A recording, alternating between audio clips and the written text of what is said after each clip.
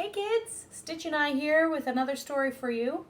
This one's called The Captain of the Storm. So get on your boat and get ready. The sun was going down, the air was warm and still. Let's go across the lake, Jesus said to his friends. Jesus had been helping people all day and now he was tired. So they left the crowds at the shore and set out in a small fishing boat. Jesus climbed into the boat to take a nap. As soon as his head touched the pillow, he fell fast asleep. Like this guy right here. It was a beautiful evening. A gentle breeze rustled the sails. The friends were chatting happily as they headed out into the middle of the lake. Everything was perfect, just right for a nice, quiet sail. They were only about halfway across when out of nowhere, whirling winds swept across the lake, fierce and strong like a hurricane. A blinding flash of light lit up the sky. Thunder roared right overhead.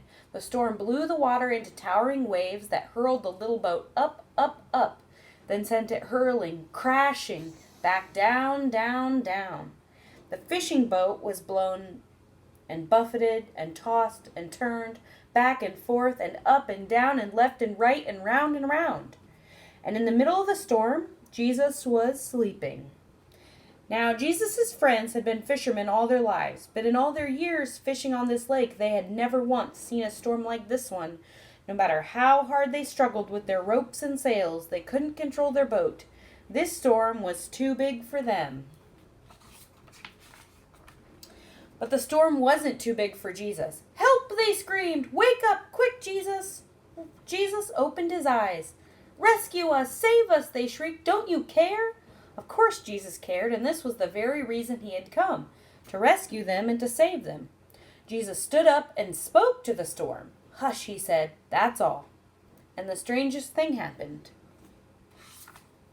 The wind and the waves recognized Jesus' voice. They'd heard it before, of course. It was the same voice that made them in the very beginning.